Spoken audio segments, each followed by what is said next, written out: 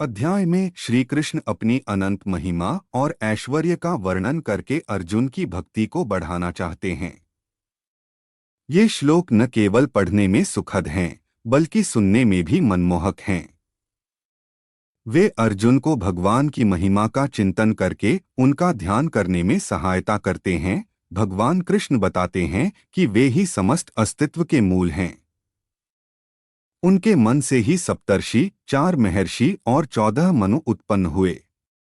फिर इस संसार के सभी प्राणी उनसे उत्पन्न हुए। मनुष्य में विभिन्न असाधारण गुण भी उन्हीं से उत्पन्न होते हैं। जो भक्त इस बात को जानते हैं, वे पूर्ण श्रद्धा के साथ उनकी भक्ति में लीन रहते हैं। वे उनकी महिमा का वर्णन करके परम संतोष प्राप्त करते हैं और दूसरों को भी उनके बारे में ज्ञान प्रदान करते हैं। भगवान ऐसे भक्तों के हृदय में निवास करते हैं जिनका मन सदैव उनमें एकाग्र रहता है। फिर वे उन्हें अपना दिव्य ज्ञान प्रदान करते हैं, जिसके माध्यम से वे ईश्वर साक्षात्कार प्राप्त कर सकते हैं।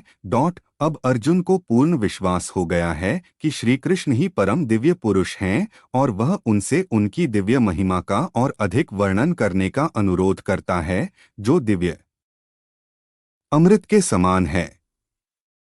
तब श्री कृष्ण बताते हैं कि जो कुछ भी विद्यमान है वह उनकी शक्तियों का ही प्रकटीकरण है।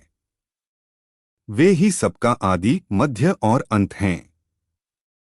सभी प्राणी और वस्तुएं उनसे ही अपनी महिमा प्राप्त करती हैं। वे वैभव के शक्ति स्रोत और ज्ञान, शक्ति, सौंदर्य और महिमा के अनंत भंडार हैं, जो कुछ भी हमारी कल्पना को आकर्षित करता है और हमें आनंद से भर देता है। वह उनके ऐश्वर्य की एक छोटी सी चिंगारी के अतिरिक्त और कुछ नहीं है। अध्याय के शेष भाग में उन व्यक्तित्वों, वस्तुओं और कार्यों का वर्णन किया गया है जो उनकी महिमा सर्वोत्तम रूप से प्रदर्शित करते हैं।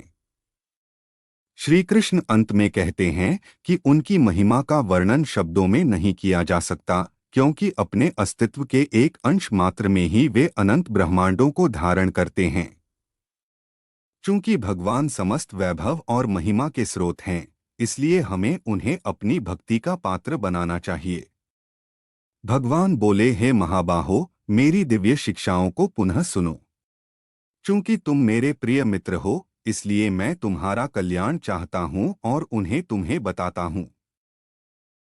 जो लोग मुझे अजन्मा, अनादि तथा जगत के परमेश्वर के रूप में जानते हैं, वे ही मनुष्यों में मोह से मुक्त हैं तथा समस्त बुराइयों से मुक्त हैं। मुझसे ही मनुष्यों में अनेक प्रकार के गुण उत्पन्न होते हैं, जैसे बुद्धि, ज्ञान, विचारों की स्पष्टता, क्षमा, सत्य, इंद्रिय और मन पर नियंत्रण, सुख दुख, जन्म मृत्यु, भय, शौर्य, अहिंसा, समता, संतोष, तप, दान, यश और 7 महर्षि, उनसे पूर्व के 4 महर्षि और 14 मनु, ये सब मेरे मन से उत्पन्न हुए हैं।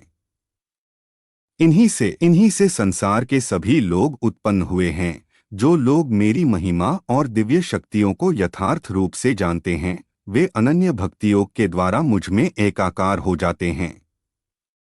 इसमें कोई संदेह नहीं है, मैं ही समस्त सृष्टि का मूल हूँ। मुझसे ही सब कुछ उत्पन्न होता है। जो बुद्धिमान लोग इसे भलीभांति जानते हैं, वे बड़ी श्रद्धा और भक्ति से मेरी पूजा करते हैं। मेरे भक्तजन मुझ में मन लगाकर और अपना जीवन मुझे समर्पित करके सदैव मुझ में संतुष्ट रहते हैं। मेरे भक्तजन मुझ में मन लगाकर और अपना जीवन मुझे समर्पित करके सदैव मुझ में संतुष्ट रहते हैं। वे एक दूसरे को मेरे विषय में ज्ञान देने और मेरी महिमा का बखान करने में परम संतोष और आनंद प्राप्त करते हैं। जिनका मन सदैव मेरे साथ प्रेम पूर्वक भक्ति में एकाग्र रहता है, उन्हें मैं दिव्य ज्ञान देता हूँ, जिससे वे मुझे प्राप्त कर सकते हैं। मैं, जो उनके हृदय में निवास करता हूँ, उन पर दया करके अज्ञानजनित अंधकार को ज्ञान के प्रकाश में दीपक से नष्ट करता हूँ। अर्जुन बोले, आप परम दिव्य पुरुष,